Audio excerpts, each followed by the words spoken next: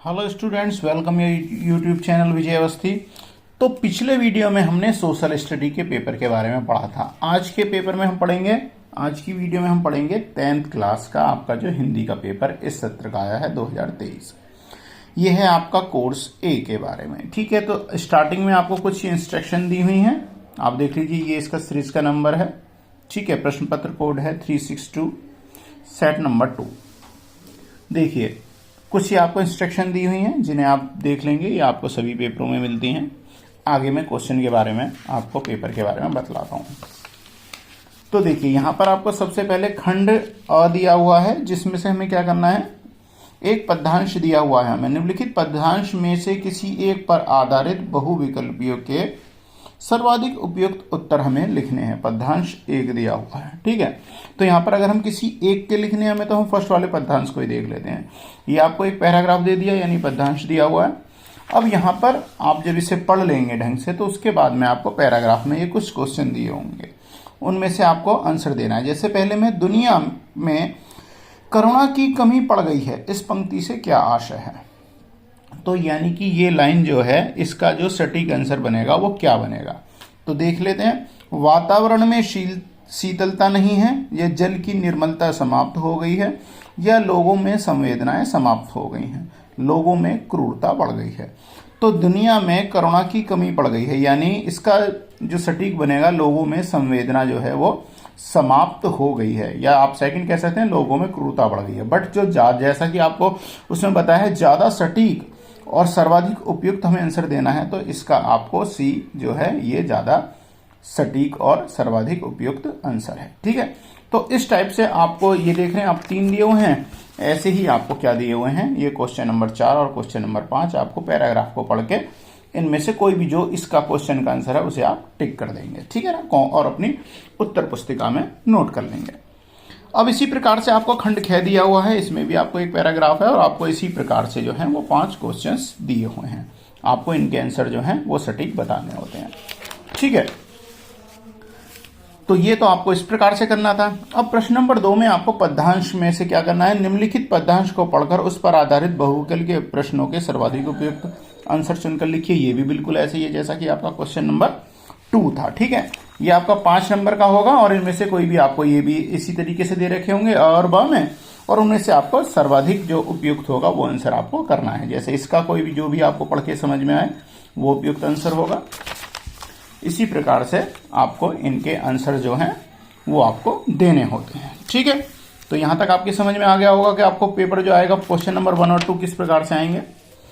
अब बात करते हैं हम क्वेश्चन नंबर 3 की। अब चलते हैं क्वेश्चन नंबर 3। क्वेश्चन नंबर 1 और 2 हमने देख लिए। क्वेश्चन नंबर 3, रचना के आधार पर वाक्य भेद पर आधारित निम्नलिखित 5 बहुविकल्पीय प्रश्नों में से किन्हीं 4 का उत्तर दीजिए। ठीक है, तो हमें 5 दिए होंगे, कोई से भी हमें 4 जो है उनके आंसर देने हैं।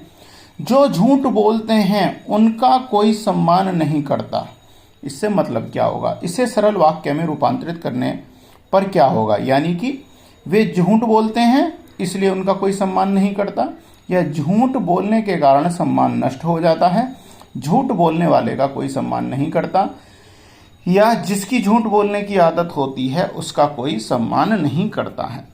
तो हमें यह बताना है कि इनमें से कौन सा आपका विकल्प जो है वो सही होगा। ठीक है ना, ये आपको इस टाइप से दे दिए जाएंगे सभी, इनमें से सटीक आंसर आपको बताना है। अब देखिए, इसके नीचे विकल्प क्या है, विकल्प कथन और घ सही हैं, यानी कि क और घ सही हैं। ठीक है, तो ए के लिए हमें क्या करना है, क और घ सही हैं, जो भी आपकी समझ से बनेंगे आप उनके आंसर लगा देंगे। ठीक है, ये इनके विकल्प में है। तो इस तरीके से आप इसे करेंगे। अब देख लेते हैं इसका नेक्स्ट क्वेश्चन जो है, स्तंभ आपको 1 दिया हुआ है, 2 दिया हुआ है, इनके करेक्ट मैचिंग बताने हैं। इनके 4 आपको ऑप्शन दिए होंगे, इनमें से आपको जो भी सटीक होगा वो आपको लगाना है। प्रश्न नंबर 4, वाक्य के आधारित निम्नलिखित 5 बहुविकल्पीय प्रश्नों के में से किन्हीं 4 के उत्तर देने हैं। ये भी बिल्कुल आपको इसी तरीके से करना है। ठीक है, जैसे निम्नलिखित में कर्मवाचक का उदाहरण है, रवि ने नाटक में भाग लिया, रवि नाटक में भाग गया, रवि द्वारा नाटक में भाग लिया गया, या रवि नाटक में भाग लेना चाहता है। आपको बताना है कर्मवाचक कौन सा है। तो आई थिंक नाटक में भाग लिया। ठीक है ना, वो आप अपनी समझ से कर लीजिएगा। ठीक है, तो इसी प्रकार से आपको 5 प्रश्न दे रखे हैं, उनमें से 4 आपको करने हैं, 1 2 3 4 और 5। अगर आप प्रश्नों को चाहें तो आप इसे पॉज करके जो है आप पढ़ लीजिएगा। ठीक है, इनमें से आपको सही विकल्प जो है वो चुनने होंगे। ठीक है, प्रश्न नंबर 5 पे करें तो पद परिचय पर आधारित निम्नलिखित 5 बहुविकल्पीय प्रश्नों में से किन्हीं 4 के उत्तर दीजिए। ये भी बिल्कुल इसी तरीके से आपको ये दिए हुए हैं और आपको इसके ये 4 ऑप्शन दिए हुए हैं। ठीक है, तो ये भी आपको इसी तरीके से 5 दे रखे हैं, आपको कोई जो थे वो 4 आपको इनमें से करने थे। ठीक है, तो वो आप कोई से भी 4 चुन लेंगे। बात करते हैं प्रश्न नंबर 6 की। निम्नलिखित आधारित, ठीक है ना, अलंकार पर आधारित है ये प्रश्न। अलंकार आधारित निम्नलिखित 5 प्रश्नों में से किन्हीं 4 के लिए उचित विकल्प चुनकर लिखिए। यानी आगे नदियां पड़ी अपार, घोड़ा कैसे उतरे पार। ठीक है, राणा ने सोचा इस पार, तब तक चेतक था उस पार। ठीक है, तो अब हमें बताना है कि यहाँ पर कौन सा अलंकार है, उत्प्रेक्षा है, श्लेष्म है, मानवीकरण है या अतिशयोक्ति अलंकार है। जो भी आपके लिए सही होगा वो आप लगा देंगे। ठीक है, अब चलते हैं नेक्स्ट इस पे। दूसरे में भी आपको इसी प्रकार से जो है आपको अलंकार बताना है। क्वेश्चन नंबर 3 में भी आपको इसी प्रकार से होगा, इसमें भी आपको अलंकार बताना होगा। ठीक है, क्वेश्चन नंबर 6 है वो इस प्रकार से है, देख लीजिए। अब बात करते हैं प्रश्न नंबर 7 की। तो प्रश्न नंबर 7 में निम्नलिखित पठित गद्यांश पर आधारित बहुविकल्पीय प्रश्न आपको दिए हुए हैं। ये आपका जो है गद्यांश दिया हुआ है। ठीक है, ये है आपका पैराग्राफ, 5 नंबर का होगा। ये देख लीजिए आप पूरा पैराग्राफ को। ठीक है, अब यहां से आपको क्या करना है, इनके प्रश्नों के उत्तर जो हैं वो जो आपको ज्यादा सटीक लगे उन्हें आप टिक कर देंगे। जैसा पहला है, भाइयों की गतिविधि द्वारा, ठीक है ना, दायरा घर के बाहर रहने और बहनों की सीमा घर होने का क्या अभिप्राय है। ठीक है ना, तो इस प्रकार से आपको जो भी सटीक होगा आप उसे आंसर को कर लेंगे। ठीक है ना, तो इसके अंदर भी आपको 5 दिए हुए होंगे एक एक नंबर के, जिन्हें कि आपको करना है। ठीक है, तो ये उसके 5 प्रश्न आपको कुछ इस प्रकार से दिए हुए हैं। प्रश्न नंबर 8 को देखते हैं। गद्य खंड के पाठों के आधार पर निम्नलिखित 2 बहुविकल्पीय प्रश्नों के सर्वाधिक उपयुक्त उत्तर देने हैं। जैसे नवाब साहब के खीरे का आनंद किस प्रकार उठाया। जो भी आपको सर्वाधिक उत्तर लगे उसे आप टिक कर देंगे और अपनी कॉपी में उत्तर पुस्तिका में नोट कर लेंगे। ठीक है, तो इस प्रकार से प्रश्न नंबर 8 हो गया। प्रश्न नंबर 8 का जो है सेकंड पार्ट आपको ये इस प्रकार से दिया हुआ है। प्रश्न नंबर 9 को देखते हैं। निम्नलिखित पठित गद्यांश पर आधारित बहुविकल्पीय प्रश्नों के उत्तर देने हैं। ये आपको गद्यांश दे दिया, इस पर आधारित आपको प्रश्न दे दिए जाएंगे। इस प्रकार से आपको 5 प्रश्न दे रखे हैं, वो भी आपको इसी तरीके से करने हैं। ठीक है, चलते हैं क्वेश्चन नंबर 10 पे। ठीक है, 10 में क्या दिया हुआ है, पदखंड के आधार पर निम्नलिखित 2 बहुविकल्पीय प्रश्नों पर सर्वाधिक उपयुक्त विकल्प चुनिए। ये आपको पढ़ना है। लक्ष्मण ने वीरों के क्या लक्षण बताए हैं। तो आपको इनमें से जो भी सटीक लगे आप उसे कर दीजिएगा। ठीक है, इसी प्रकार से इसका सेकंड भी आपको करना है। जो भी आपको ज्यादा सटीक लगेगा वो आपको टिक कर लेना है। अब इसमें खंड ब पर आते हैं। खंड ब में है वर्णात्मक प्रश्न। तो पहले वाले में हमारे बहुविकल्पीय थे, जो हम किस प्रकार से करते हैं। यहाँ पर आपको लिखना होगा प्रश्न को। ठीक है, तो देखिए, गद्य पाठों के आधार पर निम्नलिखित 4 प्रश्नों के उत्तर देने हैं। प्रत्येक 3 प्रश्नों के उत्तर लगभग 25 से 30 में देने हैं। तो 4 प्रश्नों में से कोई से 3 आपको देने हैं। 4 आपको प्रश्न दे रखे हैं, कोई से भी 3 आप लिख देंगे। ध्यान रखना, 25 से 30 वर्ड में जो लिखना है, इसका मतलब है आपको 2 से 3 लाइन के अंदर आप इसे कम से कम जरूर करें। तो 3 या हार्डली 4 तक ले जाइए, बस इससे बड़ा नहीं कीजिएगा। ठीक है ना, आपका ये आंसर हो जाएगा। इसी प्रकार से आपको क्वेश्चन नंबर 12 है।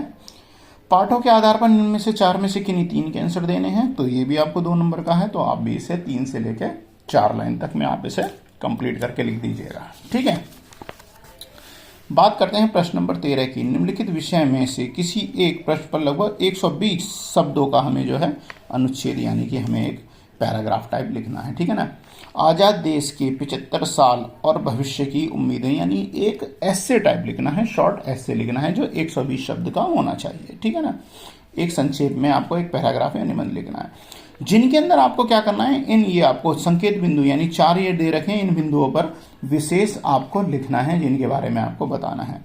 75 वर्ष के बाद देश का वर्तमान क्या है, इसके बारे में आप एक शॉर्ट नोट लिख दीजिए। भविष्य के लक्ष्य क्या हैं, इस समय के भारत के लक्ष्य पाने के क्या रास्ते होने चाहिए और नागरिकों का क्या दायित्व होना चाहिए। ये आपको हाईलाइट पॉइंट्स दिए हुए हैं, इन पॉइंटों के बारे में आपको अवश्य लिखना है। ठीक है, तो इनमें से कोई एक लिखना है, तो आपको ये 4 दिए हुए हैं, आप इनमें से कोई भी एक सेलेक्ट कर सकते हैं। जैसे इसमें सेकंड दिया हुआ है, जीवन संघर्ष का दूसरा नाम है, इसके बारे में लिखना है। 4 आपको बिंदु दे रखे हैं, इनके बारे में आप एक पैराग्राफ बना के 2-2, 4-4 लाइनें आप लिख दीजिएगा। ग में आपको समय होते सबसे बलवान यानी समय की बलवंता के कारण बताना है। समय और काल का महत्व, सुख दुख का आवागमन जो होता है तो उससे क्या हमारे पर असर पड़ता है, और समय की बारीकी को समझना यानी समय के बारीकी समझना चाहिए, हमें समय का दुरुपयोग नहीं करना चाहिए। ठीक है ना, इस टाइप से आप पैराग्राफ बना के लिखेंगे। बुरे समय में भी हार ना मानना, ठीक है, ये आपको करना है। प्रश्न नंबर 14 को देखते हैं। तो निम्नलिखित में से किसी एक विषय पर लगभग हमें 100 शब्द लिखने हैं। ठीक है, आपको इस टाइप से क और ख दिए हुए हैं, कोई सा भी एक आप चुन लेंगे।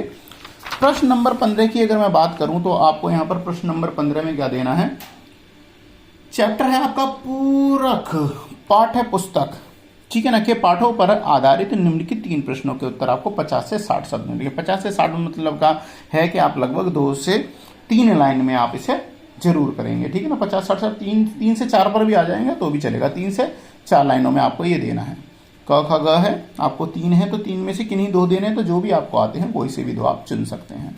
इसी प्रकार प्रश्न नंबर 16 की अगर हम बात करें, प्रश्न नंबर 16 में देखिए इनमें से कोई सा एक देना है जिसमें कि आपको एक डाटा बायोडाटा जो है यानी आपको 80 शब्द में तैयार करना है। जैसे आप एक समाजशास्त्र से उच्च अध्ययन किया है, यानी कि आपने उच्च अध्ययन से मतलब है कि आपको एमए दिखाना है, एमए, ठीक है ना।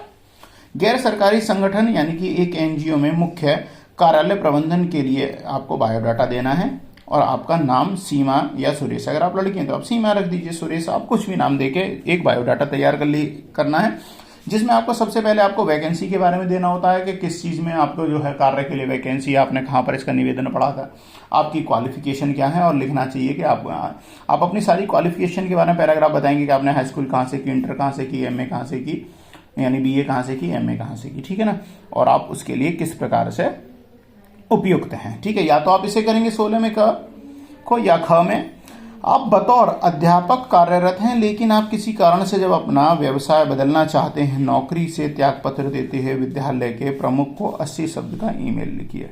आपका नाम, प्रेरणा या प्रतीक, यानी दोनों में से कोई भी आप नाम लिखेंगे।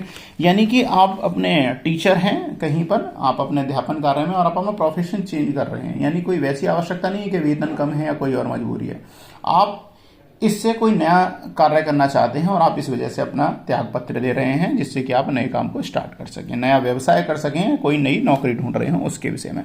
तो आप अपना त्याग पत्र कैसे तैयार करेंगे, आपको एक ये लेटर देना है।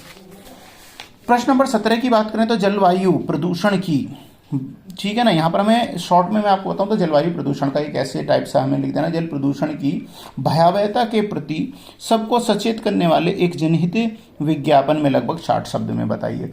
यानी आपको जो क्लाइमेट चेंज जो हो रहा है प्रदूषण के कारण, उसके बारे में कुछ डिटेल देनी पड़ेगी, जैसे ग्लोबल वार्मिंग है उससे हमारे जीवन पे क्या प्रभाव पड़ेगा और आगे उसके क्या हमें जो है रिजल्ट मिलेंगे और क्या भयानक प्रभाव पड़ेंगे। ठीक है ना, तो इस टाइप से आप इसमें 50 से 60 शब्द का लिखेंगे। ख में आपको आपका एक नाम दे दिया, आप मोहिनी या महेंद्र हैं, अपने बड़े भाई को विदेश जाकर पढ़ाई करने के लिए छात्रवृत्ति मिली है, इसके अंतर्गत वे अमेरिका के उच्च अध्ययन के लिए जाने वाले हैं। अब आपको क्या करना है, उसमें बधाई एवं शुभकामनाएं प्रेषित करने वाला एक संदेश 60 शब्द का लिखना है। यानी आपके भाई हैं जिनका की स्कॉलरशिप पर एडमिशन कहीं विदेश में हुआ है, अमेरिका में हुआ है, जहां पर वे एक उच्च संस्थान में जो है वो पढ़ने जा रहे हैं, जैसे ऑक्सफोर्ड यूनिवर्सिटी वगैरह, और उसके लिए आपको एक बधाई, आपको कॉन्ग्रेचुलेशन लेटर जो है वो तैयार करके भेजना है, जो कि लगभग 50 से 60 शब्द का होना चाहिए। ठीक है, तो इस प्रकार से ये जो आएंगे, ये भी 4 नंबर का है, पिछला जो था ये 5 नंबर का था। इसी प्रकार से आपका जो टोटल जो पेपर बनता है वो कितने का, अधिकतम 80 अंकों का हो जाएगा। ठीक है ना, तो मैंने आपको पेपर समझा दिया। इसी तरीके से आप आने वाले आगामी सालों में अपनी तैयारी कर सकते हैं। तो मैं हूं विजय अवस्थी और मैं आपको इसी प्रकार से पेपरों के फॉर्मेट देता रहूंगा। अब नेक्स्ट पेपर जैसा कि 10th क्लास का मैथ का है, आपको मैथ का पेपर भी जल्दी प्रोवाइड कराऊंगा। मिलता हूं नेक्स्ट वीडियो में। बाय बाय, जय हिंद।